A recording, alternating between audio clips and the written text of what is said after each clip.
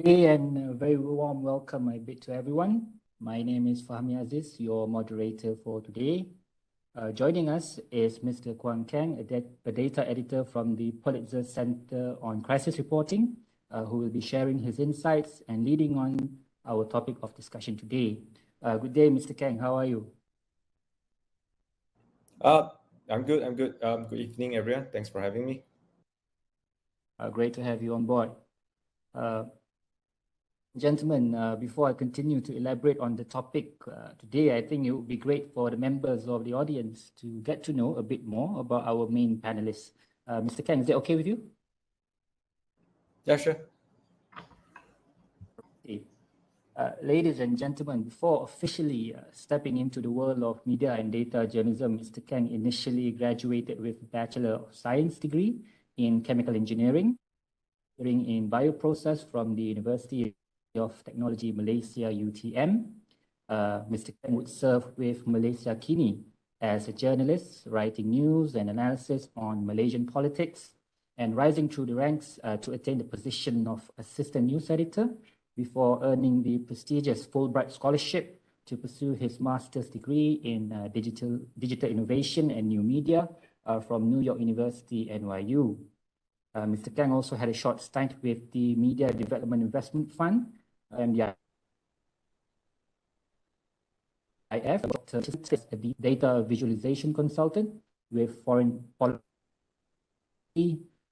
served as a data journalist with Public Radio International, PRI, before serving the Pulitzer Center of Crisis Reporting as a data editor.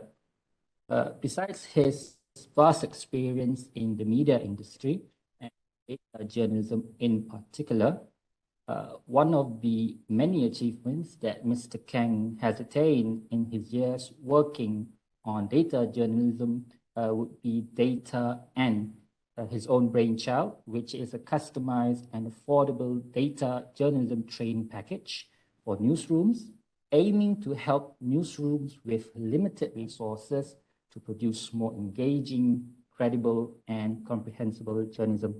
I think I got everything right so far. Mr. Keng, right? Okay.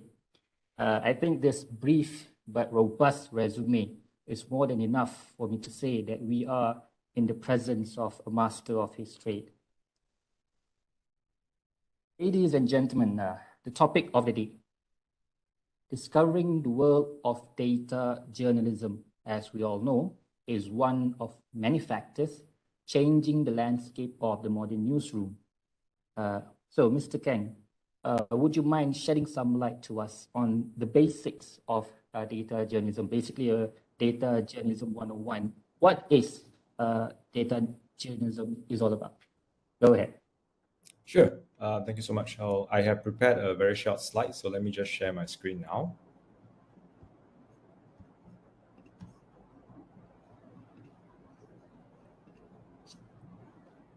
I have shared the slides with the organizer, so all the attendees, you will be able to download the slides, so don't worry about it. And tonight, we are going to talk about data journalism, okay? And I think that, many of you heard about data journalism before. However, I think many people have some, maybe not so accurate understanding about data journalism. Some might think that, all the stories that have numbers are data journalism, which is not exactly the case.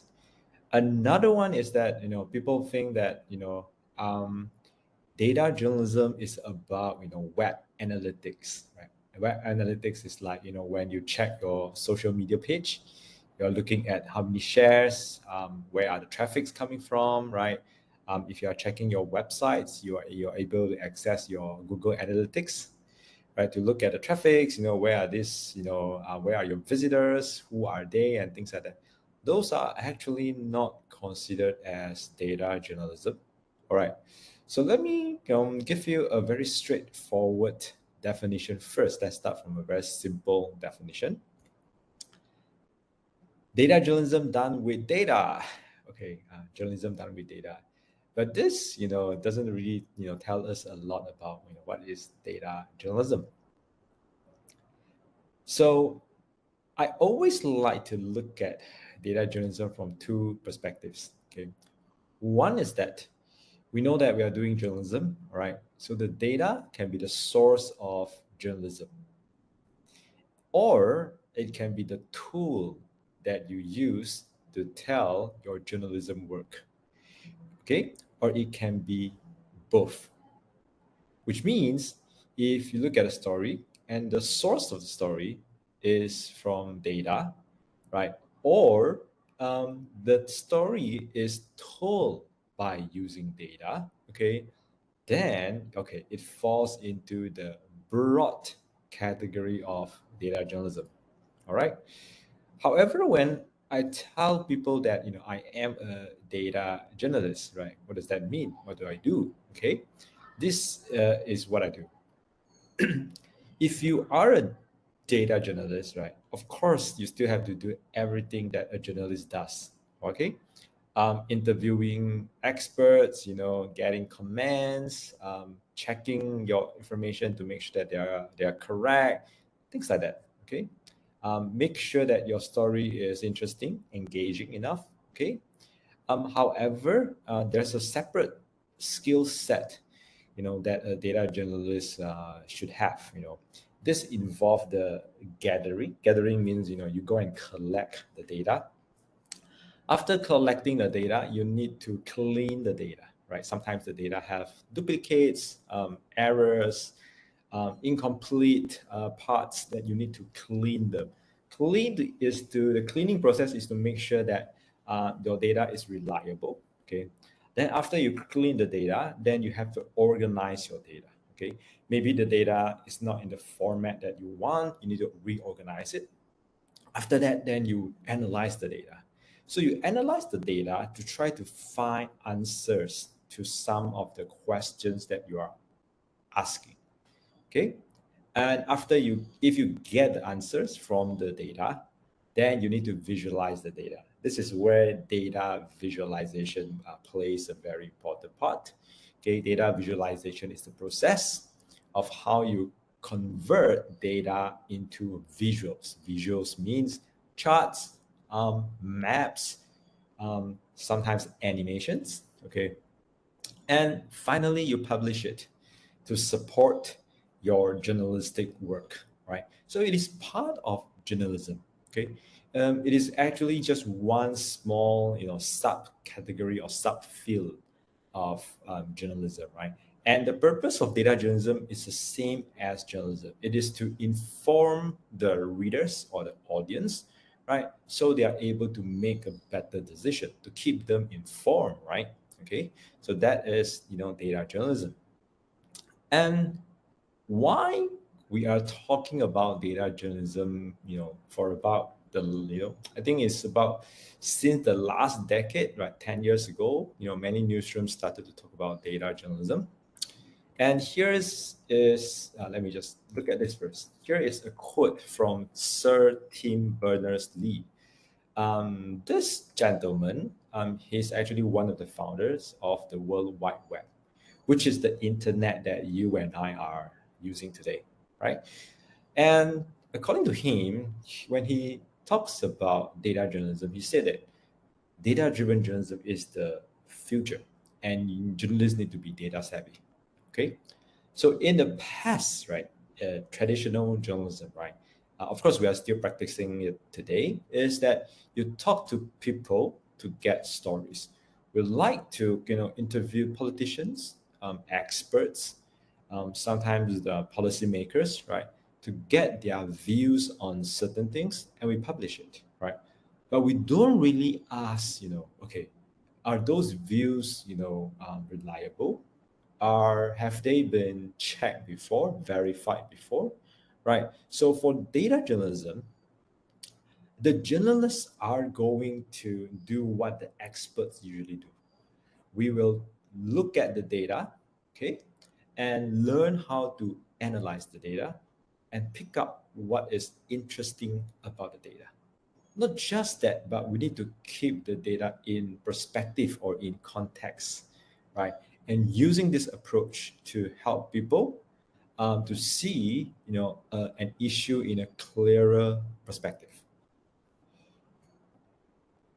Another good quote or good definition about data journalism is from Eva Konstantaras, right? She's a friend of mine. She's also a data journalism trainer and consultant based in Europe. So she said this. She said, for me, data journalism is harnessing data, right? So you're using the power of data to measure a problem, identify who has been impacted, what is causing the problem, and what the solution might be. So you see how many elements are here. First, you use data to measure a problem. For example, you want to know how serious is the problem, how big, how small is the problem. Has the problem becoming better or worse, right? So to measure a problem. Second, to look at who has been impacted by the problem, or whether they are, people from the B40 community, or kids, or young women, right? We want to identify who has been impacted by the issue. And the third one is you can also use data to find out what are the causes of the problem. Not only that, you're also able to look at what are the solutions, possible solution to a problems. So later I'm going to show you 5 to 6 stories. Those are very great data journalism story, so that you have an idea of, okay, this is how data is able to help us to tell a better story. And this kind of journalism, right, again, according to Eva, is that is based on very scientific, research-based methodology, right? We usually don't do that, right? Because we usually rely a lot on experts. We talk to the experts and we just write whatever the experts told us, okay? But in data journalism, right, we are the one that is looking at the data, and we could be the first to look at the data, or we could be the first to collect the data and trying to, what do we do? To uncover the root of the problem, right? It's not just reporting the existence of a problem, but to uncover the root of the problem, all right? So this, I like this definition of data journalism very much, right? So not all stories with data or with numbers are considered data journalism. For me, data journalism is a approach or a technique, right? You use to measure a problem, identify who has been impacted, what is causing the problem, and also what the solutions might be. So remember these 4 things. How are we going to use data, right, to do this? Right, so before I proceed, just let me have a look at, if anyone has any questions, feel free to put that in the chat box. I'm happy to answer any questions. I also have questions for you. So let me just show you this. Maybe I should not show you this. Let me put a question in the chat box. What is data? Try not to look at my slides. Okay, I know you all have access to the slides now. What is data? What do you think is data? We talk about data journalism, right? Because you are journalism students, so I trust that you know journalism very well. But what about data? What is data? Anyone? Of the audience, you can attempt to put your answers in the chat box. And okay, Nur Nadra said facts and statistics. Okay, we have information that you have gathered digitally. Oh, wow. Data is numbers and math. Okay, information. Right, so you mentioned, some of you mentioned like information, but is all information considered as data? Cannot be, right? There must be a difference between information and data, right? Statistics, right, is the interpretation of data. Okay, that I can tell you. Statistics is the interpretation of data. Statistics is like, you want to calculate the average, you want to calculate mean, median, if you still remember your statistics, right? Okay, so Nizam said that, and Fuad Nizam said, is it collated information? Something like that, like a more curated information, maybe. Any other suggestions? Facts that collected for reference. Okay. So fact is like, the earth is flat. No, the earth is not flat. The earth is sphere. Okay. Is that a data? Not really, right? You can't say that everything is data. Okay. Intan say they have to, digging the information. Okay. You're still okay. Something that can be used in calculating, reasoning, or planning. Yeah, okay, very close to my definition, of course. Let me show you this slide.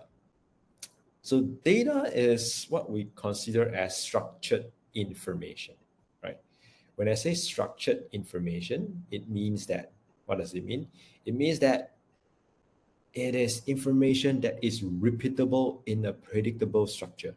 That's quite a mouthful, right?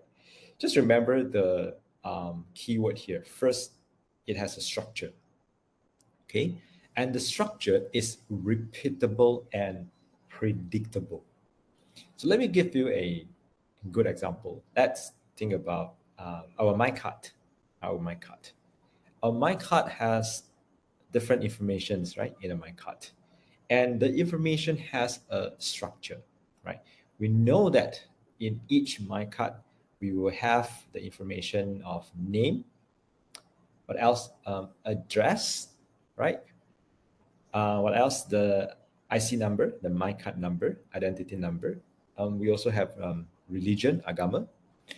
We also have, some of you might have some money inside your my card because you have the touch and go function, right? And don't forget your my card has a photo of you. Okay, so when somebody give you another my card, right? You know that there is predictable structure inside the my card. For all my cards, right? They have names, address, Fuad Nizam mentioned biometric data, right? Your photo, and your religion, address, and all those information. So this information is repeatable in every single my card, right? And it's predictable. You are able to predict it. You know that the my card will not tell you how heavy is you or how tall is you, right? How tall are you? It won't tell you those information, right? So you can predict the structure of my card. So all those information is considered as data, okay, including the photo. So nowadays we have digital photos. There are more data with the photo. You have the resolution of the photo. For example, you have the geolocation of the photo. If you turn on your geolocation when you take a photo, sometimes the photo also tell you the photo was taken what kind of devices, right? Things with it, things like that, right? So don't just think about numbers. Data is not just numbers, but the information but it's not all information as well. It's the information that has a structure. Because it has a structure, you're able to derive pattern from the information. You're able to do some analysis for the information. All right. So I hope we go past all this boring definition stuff. The next thing we are going to look at some K-pop. I'm serious. We are looking at K-pop. Okay. We're looking at K-pop. Yeah. I believe most young people in Malaysia like K-pop a lot. So how do we do story about K-pop using data? And why is this data journalism? Okay, so this story is done by a publication called The Pudding. Pudding, yeah, the pudding you makan? Pudding, yeah. The website is called pudding.cool, right? You should check it out. Pudding.cool. It is a award-winning data journalism website. It's called pudding.cool. Very cool, right? And they like to do stories about popular culture, sports. They do a lot of stories about NBA, and more. All their stories, right, have they use data to find insights and interesting findings. So let's look at this story. The question they are trying to answer is, why are K-pop groups so big? And the first thing I want to do is that they want to know how big are K-pop groups, and have this changed from the past, in the past maybe 20 years, 30 years, okay? So what they did, what the journalists did, is that they collect all the different K-pop groups, and they collect the information about how big they are. You can see that the group size, right? 3, 5, and you can see that in the before 2000, right? The largest one probably is five members. Okay, these are 5 members. Actually, there's 6. Yeah, there's 6. Yeah, I think 6 is the largest. Okay, and you try to scroll, right? This is the first generation. Okay, 5-member group. There are rarely some 6-member group. The second generation, now you have like Super Junior. Super Junior is 12 members, right? You have a girls' generation, 9 members, right? So the numbers double, right? From 6, now you have 12, okay? And you keep scrolling, it tells you the third generation, okay? You have some really big group. For example, I have no idea what group is this. It's called A Piece. Okay, forgive me if I pronounce it wrongly. It has 21 members. Okay. What else? Treasure is 13. Yeah, I think A Piece is really huge. 21 members. Okay. And not just the number of members have increased, they also started to have international casting, right? Not just all Koreans, but they absorbed members from different countries. Okay. What else? Then there's a new trend that I think you all know, that they started to have subunits within a larger group, which really mind blowing for me. Okay. Okay, and then you will see that these are like the analysis, where the albums sold by each group, okay, and then whether they have subunit or not, and how big is their size. And you can see that those that are at the top of the album sold, they actually have size bigger than the smallest is 5 and above, right? And they will like explain to you what is group position.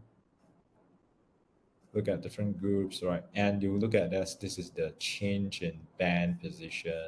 Okay.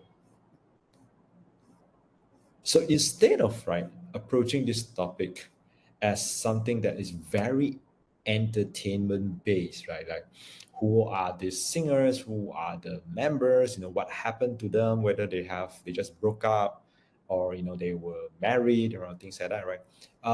If you use data to look at a cultural phenomenon, right? You're able to look to see how it evolved using data, right? This is one of the very important function of data. It helps you to uncover hidden patterns. Okay, so let's look at the second story that I want to share with you. This is a more interesting story. This is a story published by a publication in Germany called Tagesspiegel. Let me ask you a question here. Who reads German here? Anyone learn German? I actually attended a German class when I was studying at UiTM, my first degree, but I forgot everything about my class. Any of you read German? Because we are looking at a German website. If none of you read German, I'm afraid I learned French, so I won't be much of help. But I believe, I believe there might be a few of our participants who could read German a little bit. All right. So for anyone here willing to say anything? The Morgan. Sorry, Volkswagen. Okay, I know that. I still remember Al Wiedersehen. I think it's goodbye, if I'm not mistaken. All right. So for those who can read German, continue to read in German. For those of us who can't read German, I'm going to use the internet, okay, translate the story to English, right? But the translation is not very good, okay? So bear with the translation. Okay, what the story is about. Let me give you the background of this story, okay? In the city of Berlin in Germany, okay, there are a lot of cyclists. People cycle to work, to study, okay? And the cyclists complain about a problem. Is that when the vehicles overtake them, right? The vehicles were too near them. So that is very dangerous, right? Because when they, sini what you call they potong you, right? They are very near to the bicycle, so it's very dangerous. And in that city, right, when you're overtaking a bicycle, if the distance between your car and the bicycle is less than 1.5 meter, okay, 1.5 meter, then it is considered a traffic offense, and you will get a summon. Okay, you will get a summon because you are getting too near to the bicycle. All right. So the cyclists complained to the police to say that this is a serious problem, right? We experience it every day, right? Police said no. Our statistics or our data show that no, that is not the case. This is not a very serious problem. Because why? Because we did not issue many summons for this offense. Do you think that makes sense? No summon, no offense means the problem is not serious. Do you agree?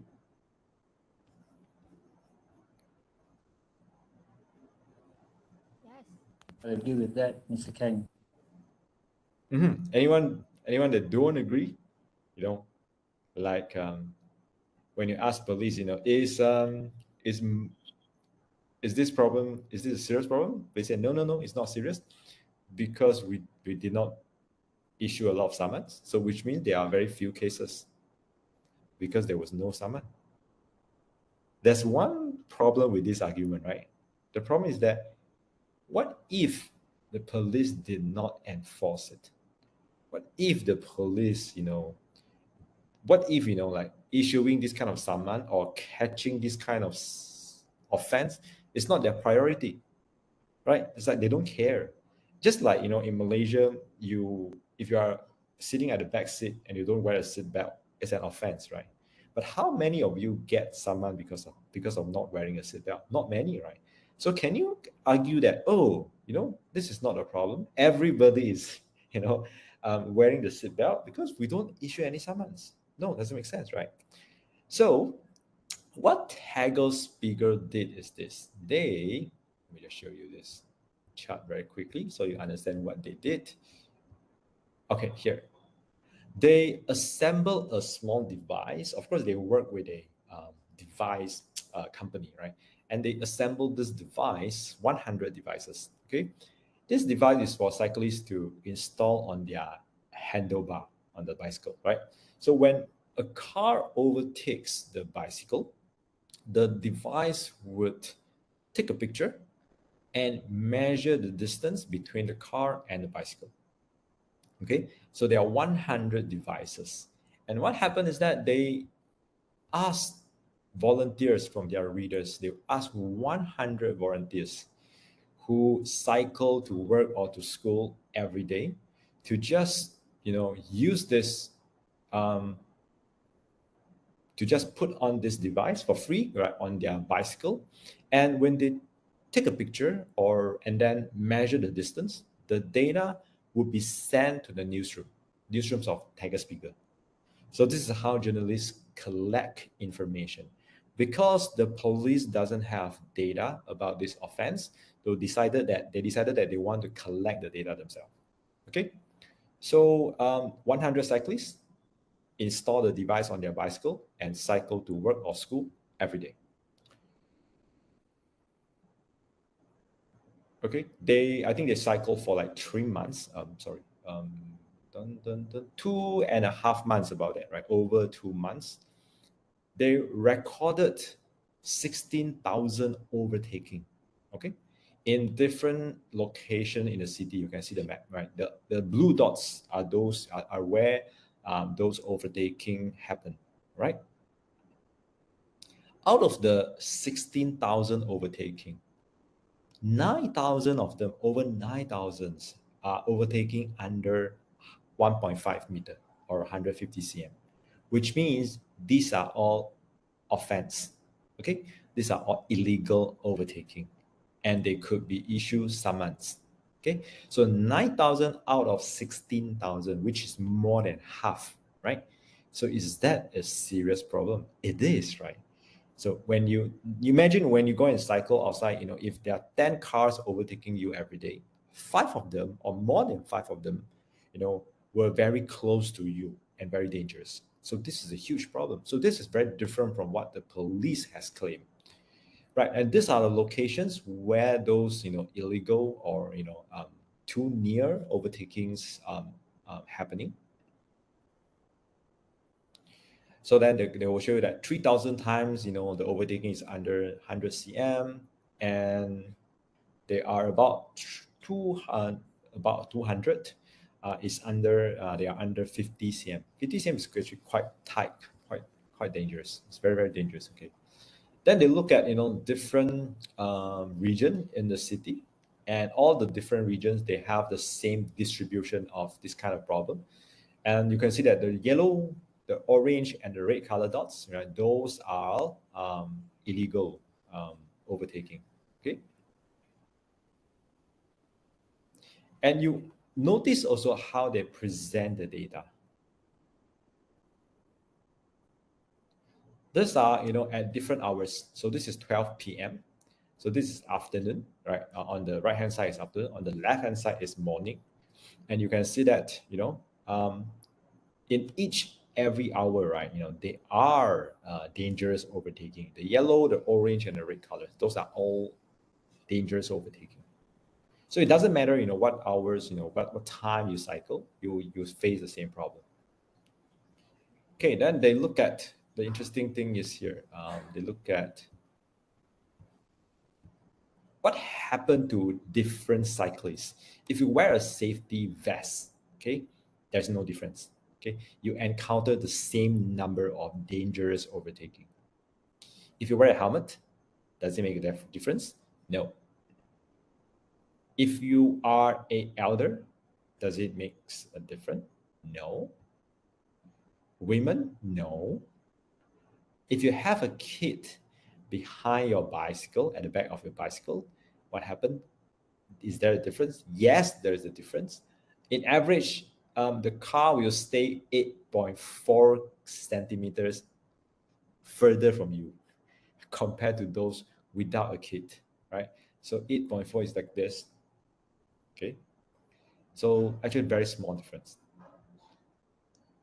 If all the dangerous overtaking were summoned, okay, it would bring the police or the city council almost 300,000 euro income. Okay, so which means this is actually a very serious problem. So after this story was published, the city council and the police were forced to take action. Right. I just show you like a small part of the whole project. If you want, you have the link in the slides, right? I really encourage you to look at the whole story. There are like different parts. Just now we just look at one part of it, the seventh part of it, the 7th chapter. They actually have 9 chapters, and not just look at how do they use data to measure the problem. They also use data to look at other cities. They went to Copenhagen to look at what is happening in that city. Okay, so this is a very impressive data-driven investigation as well as a data-driven story, right? So for this one, I really want to show you that how you use data to measure a problem, impact, and causes, right? This is a problem. Next, I'm going to show you how can you measure the impacts. So let me show you another story. This is a story done by the New York Times. Okay, you might have to register an account to access the free articles. Okay, because if you don't have an account, then the story will be behind the paywall, right? You can get a free account, and then I think you'll receive like 5 articles per week or per month. Okay, so this is in New Delhi. In New Delhi, we know that New Delhi is one of the cities in the world that is, experiencing the worst air pollution. All right. So this story, they follow 2 kids, a boy here and a girl here. Okay, and they work with a lab that produce what they call that air pollution detector, and it's a mobile one. So the both kids, they bring an air pollution detector with them the whole day, and the air pollution detector is able to collect data about air pollution, right? So this number, right, represents the pollution exposure experienced by the 2 kids. So the title is "Who Gets to Breathe Clean Air in New Delhi?" And the difference between the 2 kids is that the boy, he's from a poor family, from a poor neighborhood, and the girl is actually from a rich family. So you can see early in the morning when they wake up, they experience different levels of air pollution.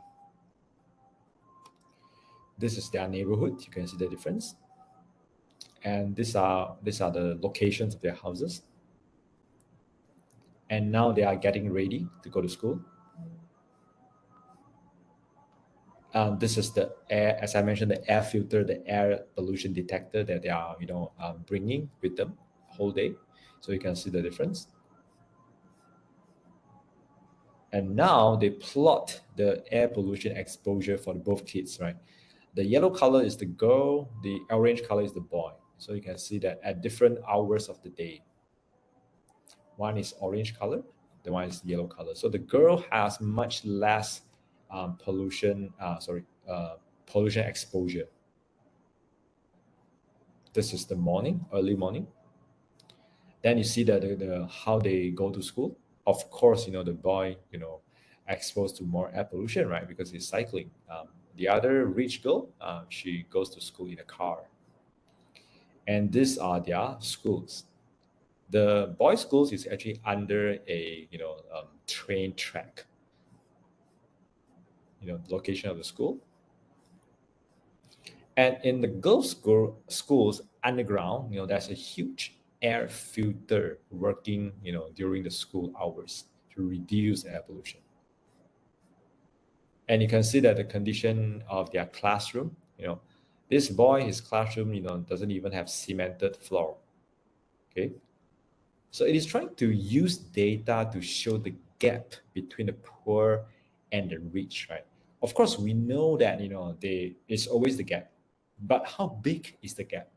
Data is able to measure it. And data is also able to show you like the causes. The causes, because why? Because you can see that the environment is very, very different. And you use data to confirm that the environment actually makes a difference. Okay, this is, I think it's a school break. Now they're having meals in their school. Okay. Oh, the map is not coming out. Yeah, it should be a map to show, where is the worst areas in India in terms of air pollution. One of the photos. Okay, now when they go home, right, you can see that the way their families are cooking also makes a huge difference. The way that they use charcoal to cook, right, really makes the air pollution very, very high. This is the highest air pollution exposure in his 24 hours. Yeah, and this man, right, is not even a father. The father is not, making the dinner. This man is the domestic helper, okay, of that girl family.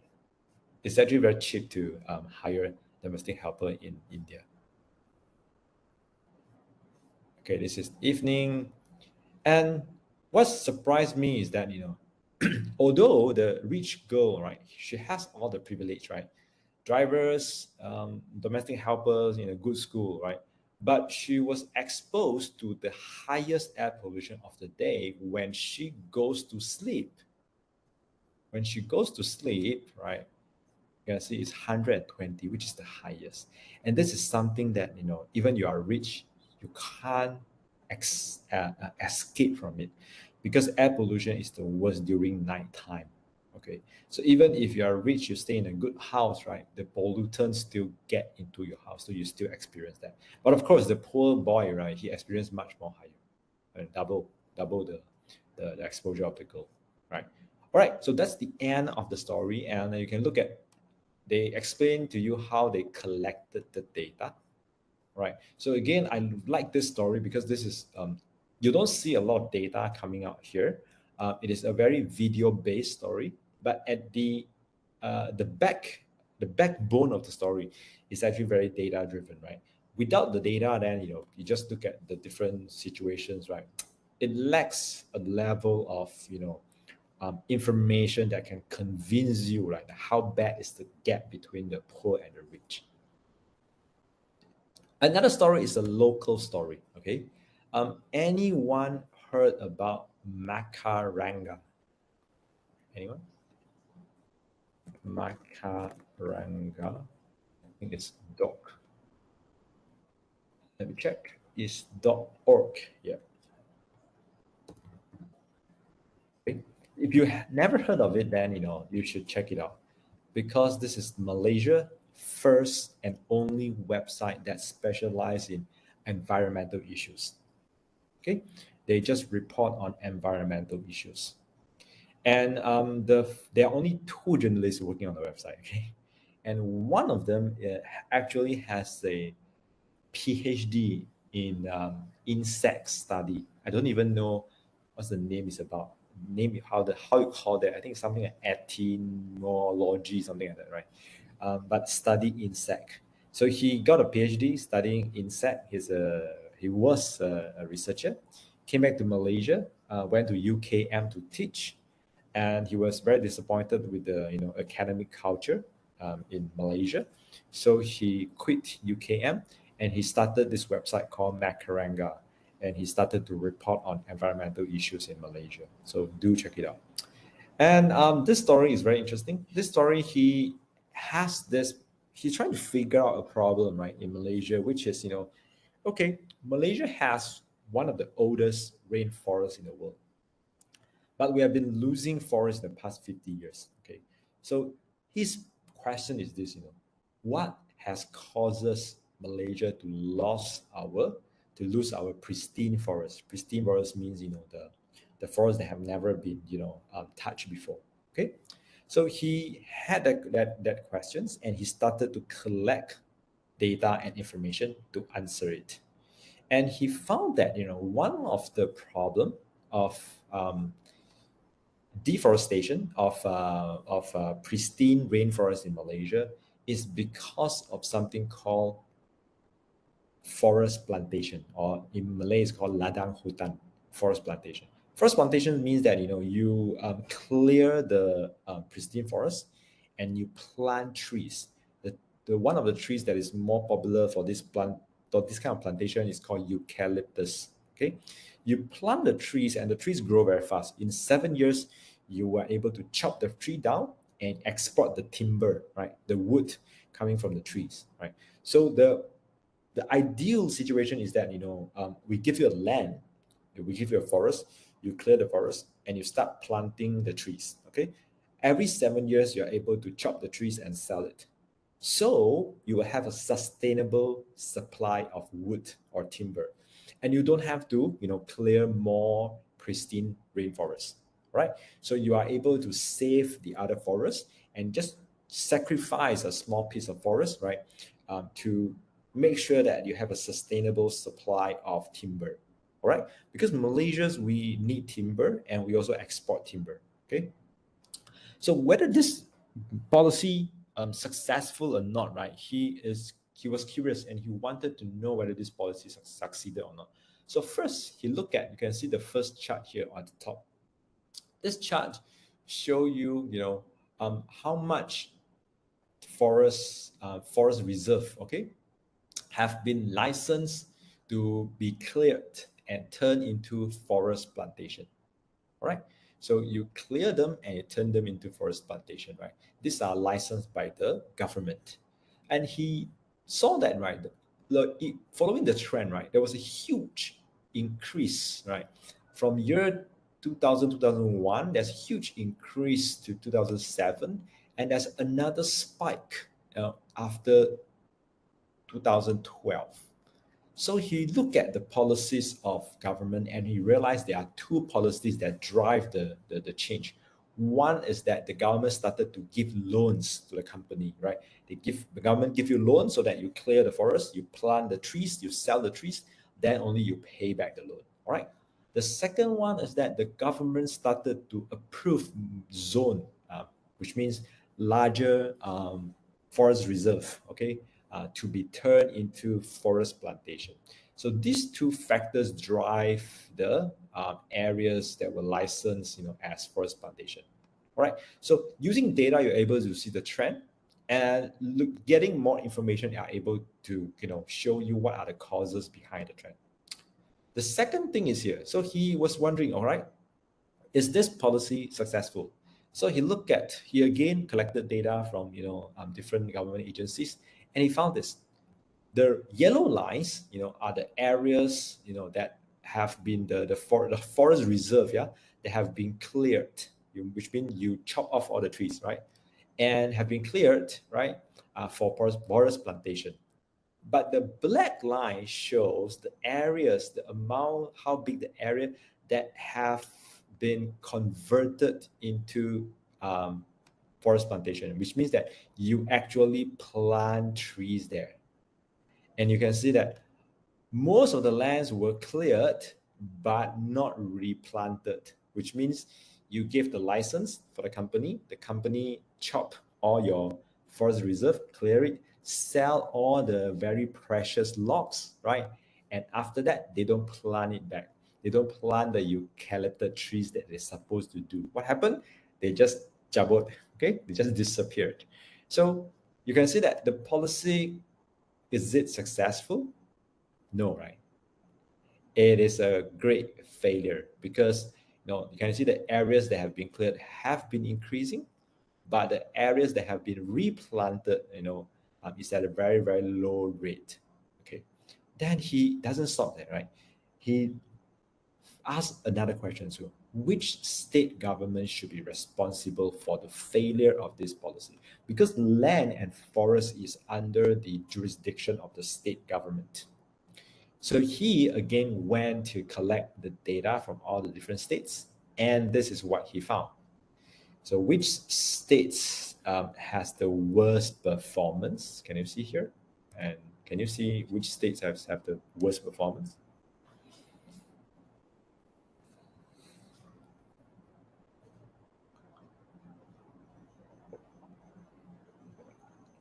Yes, Mr. Keng. I'm just waiting for some answers so that I can have some water. Can you see which states has the worst performance, right? That clear a lot of forest, but planted very little. Yes, so you can see that very clear is Pahang and Kelantan as well. All right, the state that perform best is actually Johor.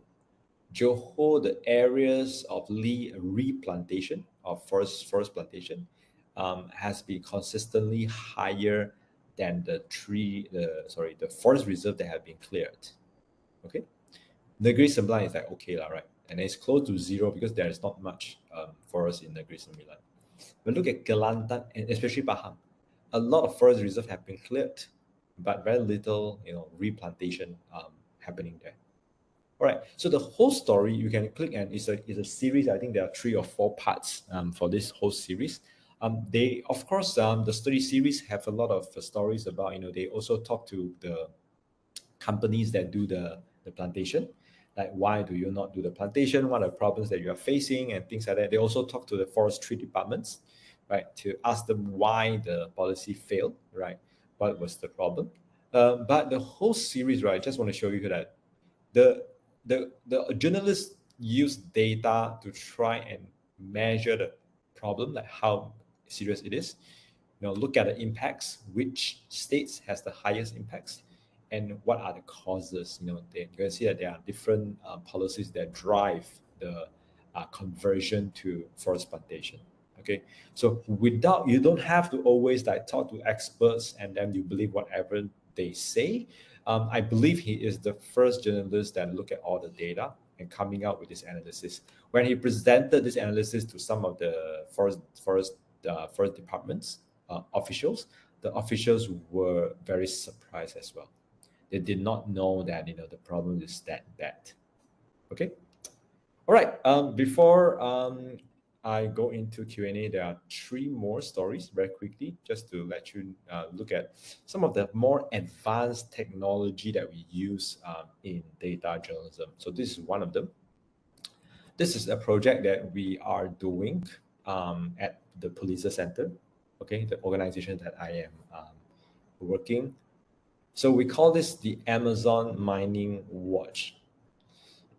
This is the Amazon forest, okay? You know that this is Latin America, right? This is Latin America, this is like Brazil, and Colombia is here, okay? So this is the Latin America. So what this map does is that if you zoom in, and you zoom in further, you're able to see this area.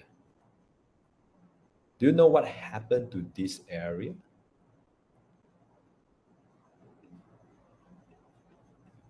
This area shows mining activities.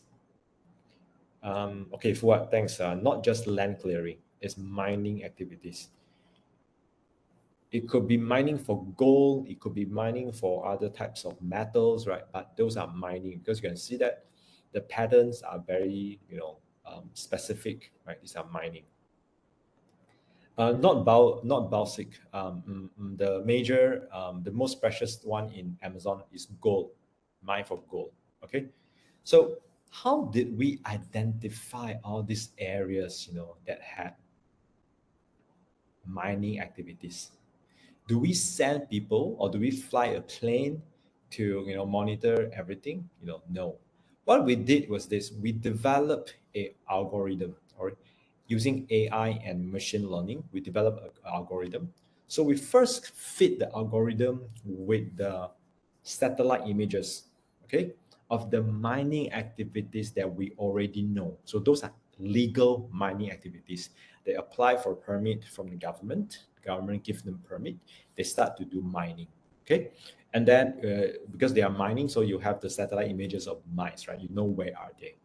So we fit those satellite images to the algorithm, to the AI, and tell the AI that these are satellite images that have mining activity. We also fit the satellite images of urban areas, cities, of rivers, forests, different demographics. Sorry, not demographics, different features. Okay, the land features to the algorithm, and we ask algorithm to learn how to recognize the different types of satellite images. Okay, and later when the robot or the algorithm, right, is capable of recognizing different types of surface, different types of features, we then fit the algorithm the satellite images of the whole Amazon forest, the whole Amazon region. Amazon is huge, okay? We fit all these satellite images for 1 whole year, and we fit to this algorithm, and we ask the algorithm, okay, now you know how to recognize between mining activities and non-mining activities, right? So we feed you all these images. You go and find us where are the mining activities. So you get that? We train the algorithm using AI and machine learning. So the algorithm is able to scan through all the satellite images and identify all these areas for us. Okay, for example, this one. Okay, so when they identify these areas for us, what do? Then we are able to send our journalists, okay, to check these areas to see whether these mining activities are legal or illegal. Okay, because before this, we only know that those are legal. The illegal one, of course, they do it secretly. You don't know they're doing it. And this is a forest. Okay, this is a Amazon forest, guys. It's not, there are sometimes there are no roads to go into this part, right? So we train them so that our journalists can then look at the map. The map is open for everyone to explore. And if you are a journalist and you are journalist in one of the countries and you want to check some of those areas, you can always zoom in, right? Let me just go to one. Okay, you can zoom in here. Okay, click on it and get the coordinates. You can copy the coordinates. After that, you can then check, who owns the land from your land registry. You can also check whether there is a permit issue for the mining activities going on in this area, right? Okay, so this is how you can use advanced technology to help with investigation, right? And behind this is all about data analysis. How do you program? How do you do programming and things like that? All right. So this is one of the examples of how AI and machine learning are being used in journalism. Right. There are some, I want to show you like how do you use data to explain in issues better. Okay. So I have a very short video that I want to show you. Okay. This is the video. Visualization is right at the heart of my own work too. I teach global health. And I know having the data is not enough. I have to show it in ways people both enjoy and understand. Now, I'm going to try something I've never done before. Animating the data in real space with a bit of technical assistance from the crew. So, here we go. First, an axis for health, life expectancy, from 25 years to 75 years. And down here, an axis for wealth, income per person, $400, $4,000, and $40,000. So down here is poor and sick, and up here is rich and healthy. Now, I'm going to show you the world 200 years ago in 1810. Here come all the countries. Europe brown, Asia red, Middle East green, Africa south of Sahara blue, and the Americas yellow. And the size of the country bubbles show the size of the population. And in 1810, it was pretty crowded down there, wasn't it? All countries were sick and poor. Life expectancy were below 40 in all countries. And only the UK and the Netherlands were slightly better off, but not much. And now, why start the world? The Industrial Revolution makes countries in Europe and elsewhere move away from the rest. But the colonized countries in Asia and Africa, they are stuck down there. And eventually, the Western countries get healthier and healthier. And now we slow down to show the impact of the First World War and the Spanish flu epidemic. What a catastrophe. And now I speed up through the 1920s and the 1930s. And in spite of the Great Depression, Western countries forge on towards greater wealth and health. Japan and some others try to follow, but most countries stay down here. Now, after the tragedies of the Second World War, we stop a bit to look at the world in 1948. 1948 was a great year. The war was over, Sweden topped the medal table at the Winter Olympics, and I was born. But the differences between the countries of the world was wider than ever. The United States was in the front, Japan was catching up, Brazil was way behind, Iran was getting a little richer from oil, but still had short lives. And the Asian giants, China, India, Pakistan, Bangladesh, and Indonesia, they were still poor and sick down here. But look what is about to happen. Here we go again. In my lifetime, former colonies gained independence, and then finally they started to get healthier and healthier and healthier. And in the 1970s, then countries in Asia and Latin America started to catch up with the Western countries. They became the emerging economies. Some in Africa follows. Some Africans were stuck in civil war and others hit by HIV. And now we can see the world today in the most up-to-date statistics. Most people today live in the middle, but there are huge differences at the same time between the best of countries and the worst of countries. And there are also huge inequalities within countries.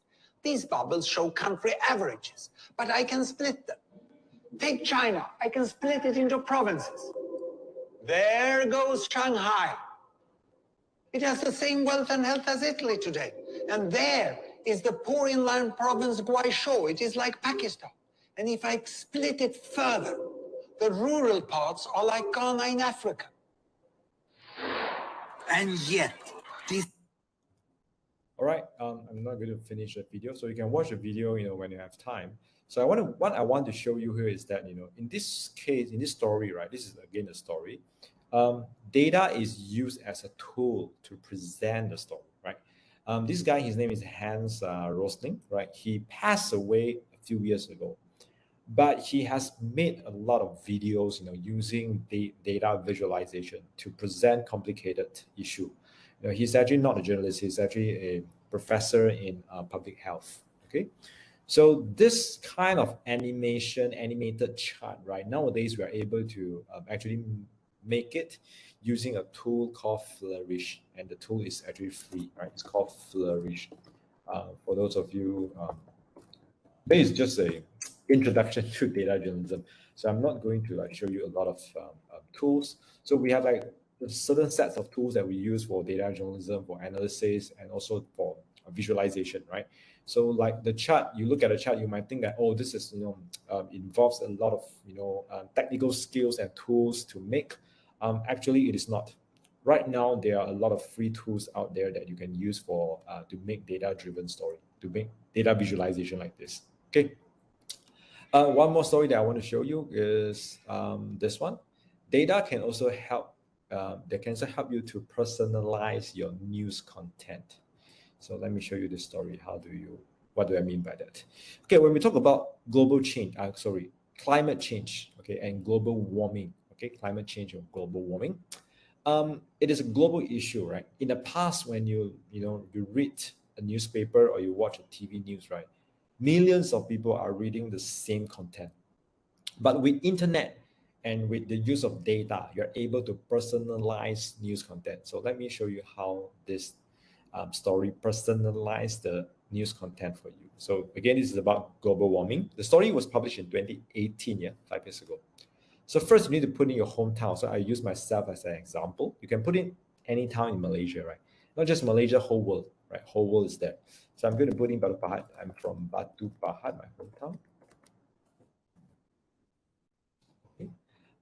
Birth year. Okay, I'm going to put my birth year, 82. Okay. And after you put in your own information, right, then this chart will tell you that, when I was born in Batu Pahat in 1982, in one whole year, right, 365 days, there were 25 days to reach at least 32 degrees. 32 degrees means a very hot day, right? Okay, very hot day, 32.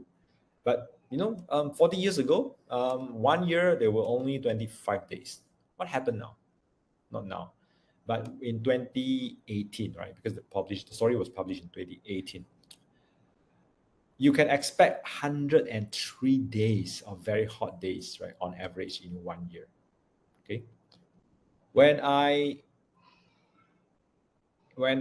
am 80 years old, right, Batu Pahat would experience 180 days in 1 year. So which means half of the year, would be days that are very, very hot, 32 degrees and above. Okay. So it means that global warming actually affects my hometown, Batu Pahat, right? So it's not just a global thing, but it affects all the different cities, right? So if you keep scrolling, the story will show you where is Batu Pahat, and it compares Batu Pahat with other areas in the region, right? The darker the colors means the higher the temperature has increased. So this is Jakarta, and it shows you New Delhi in Europe. Okay, so again, you can see that now using this approach, right, the story is able to connect everyone with the story of climate change. Okay, you wherever you are from, you put in, you see how your hometown is affected by climate change, right? So this is what I mentioned by story can be personalized, right? And behind of the website is everything's about data, right? You put in your own information, and the system will match your information with their data and show you this chart with all the numbers, right? And you can read about, where do they get all the data. They work with some researchers here. Climate Impact Lab. Okay, so this is a new trend, right? Personalization of news content, collaboration with expert groups and researchers, right, to produce better content. All right, to wrap up my presentation, so we can have Q&A, is that we are talking about data journalism now because of these not new, I wouldn't say it's new trends. I would say that this happened in the past 10 years. Okay, huge amount of data generated, and the data collected is very, very granular. I like to use this as an example. This is a toilet paper dispenser in China. I saw this when I went there visiting, traveling a few years ago. So every time when you need to get a piece of toilet paper, you need to scan the QR code on the dispenser, and then it will give you toilet paper. Okay, so when you scan the QR code, your mobile phone is actually exchanging information with the dispenser, right? So the toilet management is actually gathering data from you. So it knows how many toilet papers you're using. It knows what time you go to public toilet, and all sorts of information, right? So the amount of data generated and collected is not only huge, but it's very granular. It is so granular that it collects data about your toilet paper, for example. Okay, but at the same time, it is easier and cheaper to access to data. Okay, because we have faster internet connection, we have more powerful computer. Right? We are able to process data, download data much faster. Okay, and data helps you to generate data visualizations, and that will help you to engage with your users. Because there are more and more users that prefer visual-driven information, especially the younger generations. Okay, the rise of misinformation. We need data to sometimes debunk misinformation, fake news, right? We need data to prove that something is wrong. We also have global open data movement. All the governments are trying to open up government data so that the public, the business, the private sectors can use the data, right, to generate more benefits, to generate more profits, right? So for example, in Malaysia, we have data.gov.my. Okay, so some of you might be wondering, wow, data journalism looks like a very interesting thing. How do I make it, or how do I do it? How do I become a data journalist? So data journalist, right, it is very different from our traditional journalism. It requires multiple skill sets, right? So here are the main 4 skill sets that usually a data journalist, or when newsrooms are trying to recruit a data journalist, they will be looking at whether you have these 4 skills or not, right? Design. Why design? Because you need to design the website, the graphics, the interactive, okay? Journalism is the most important, right? Because you are using data for the purpose of journalism. Mathematics, I'm not, asking, they are not asking for like, mathematics, PhD in mathematics, don't worry about it, right? Basic mathematics. Coding skill. Coding skill is sometimes a very useful skill, because with coding, you're able to do more powerful analysis as well as visualization. Sometimes they do need data science or statistics, but this sometimes you can find it outside of your organization. For example, you collaborate with researchers, with some institutions. Okay, what the important thing is that no one can have or can master all the 4 skills. So when we are setting up, or when we are doing a data-driven project, we prioritize a lot on diversity. Okay, diversity is more important than the size of the team. If you have a team with diverse skill sets, right, different skill sets, then you're usually able to produce much better thing compared to a team that is huge, but they all have the same skill set, right? So diversity is actually very important nowadays in newsrooms. All right. For those who are interested in data journalism, I listed down, all the different websites. They do very good data journalism. So you can look at the English website, the English website in Asia, the non-English website, Tempo, Kompas, Kata Data, they are all in Bahasa Indonesia. there are also some awards, especially the Sigma Awards. Sigma Awards is the international awards for data journalism, right? And if you want to learn about data journalism, there are a lot of resources online that you can learn for free. Okay, these are all the online courses. All right, and that is all for my presentation. So we can do probably another 5 minutes of Q&A. Guys, I'm so sorry because I actually have another meeting at 9:15. I work for a US organization. They always have meetings in the evening. So it's actually now my office hours. So I will quickly answer any questions that you can, if you put into the chat box. Adriana asked that, do you recommend data journalism to be the main field for future journalists? I don't think this will be a main field for future journalists, but I think this is something that all journalists have to know. Reason is very simple, okay? All the businesses, the technology company, the government are collecting data about you, right? Okay, they use the data to formulate policies. They also use the data to try to change your behavior, right? Whatever you look at, whatever you look on social media, all the information are actually pushed to you using algorithm because they collect your data, they push information to you, they hope to change your behavior or they hope to make money from you, right? Businesses are doing that, technology companies are doing that, government is also doing that. Okay, so if we as journalists, our responsibility is to inform our society. But if we know nothing about data, how are we going to inform our society? I don't think that makes sense, right?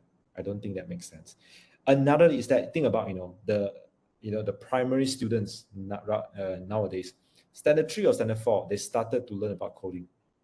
In the future, everyone can do coding. You do coding, you're able to do data analysis, right? So it becomes a basic skills for everyone, right? At least everyone have learned that, in school. But we, your generation and my generation, we need to learn it, after school. Is it a niche practice? It's not niche anymore, Let me just tell you, New York Times, their data team is more than 100 members. They hire more than 100 journalists for their data team. So it's no more a niche practice. It's actually quite a mainstream practice in many of the world news organizations. But in countries like Malaysia, yes, it is still quite niche. Right now in Malaysia, Malaysia Kini has a data team. The Star has a data team. Bernama has a data team. These three, they all have a data team. So you can see that it's no longer it's a niche thing. It's a mainstream thing, right? And they are, desperate for talents because our journalism school don't train data journalists. So they find it very hard to find data journalists. What else? How do you think data journalists bring changes to journalism industry? A lot, like Adiba, right?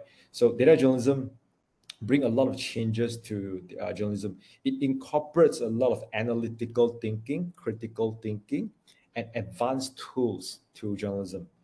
It actually revolutionized, the way journalism is done. As I show you, right? It's not about talking to A, talking to B, publish what they talk to you, right? Publish a statement.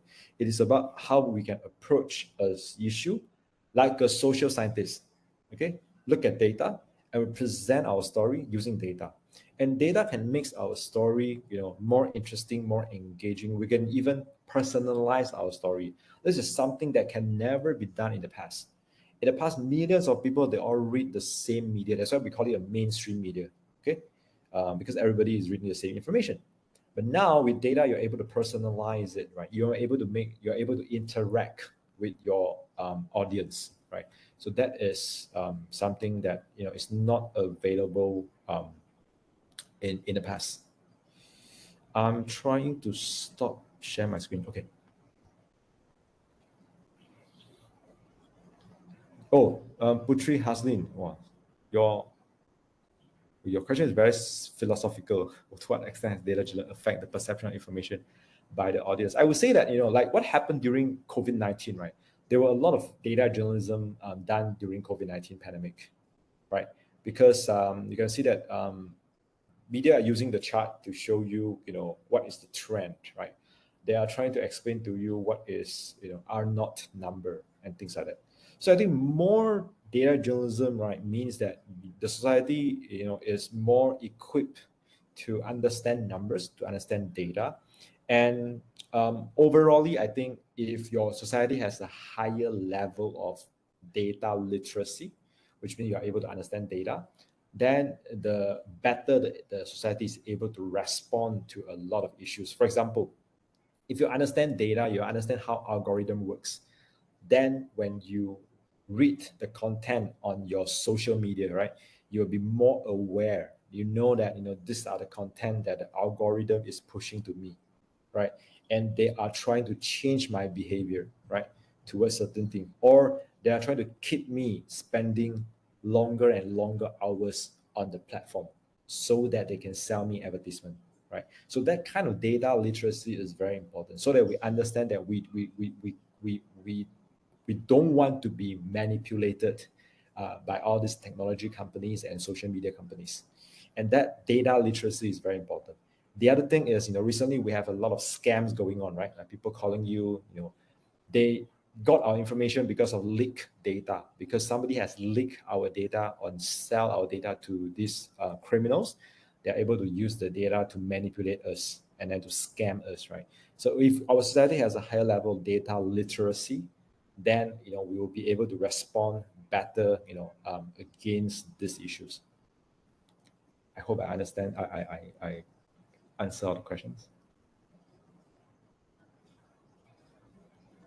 Thank you, Mr. Keng.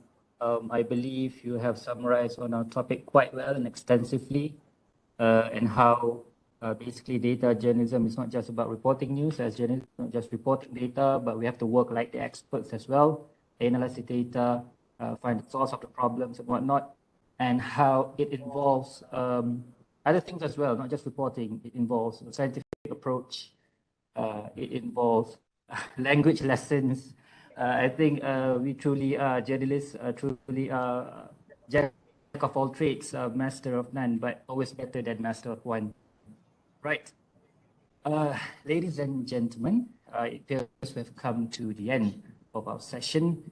I would like to thank our esteemed guest, Mr. Keng, for the enlightenment that he has. I do hope that he has shared in this session may assist aspiring young health and many others here, I believe, in utilizing data journalism in our future. I'd like to thank all of our sponsors for their contribution in ensuring that this event goes as planned. Ladies and gentlemen, before we disperse, I would like to invite everyone, if you may, to turn on your cameras so that we may have a group photo. All right.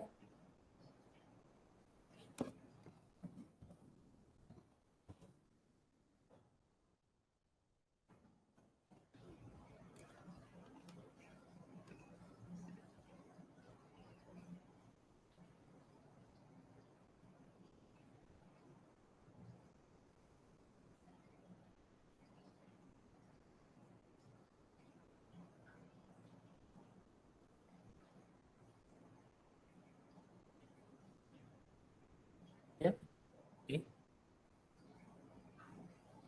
Okay, so thanks for having me. And we're you taking all the have photo, everyone. Ready? Smile. sorry. In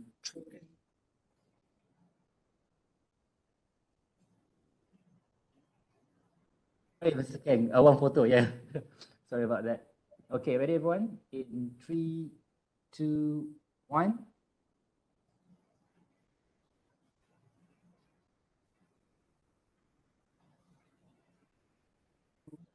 One.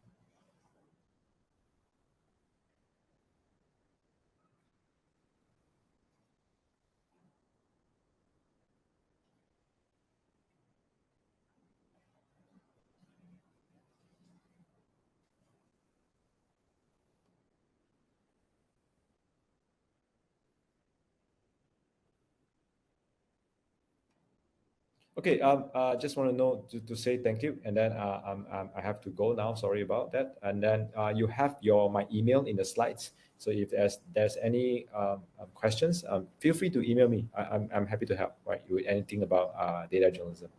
All right, bye. Good luck, everyone. Bye.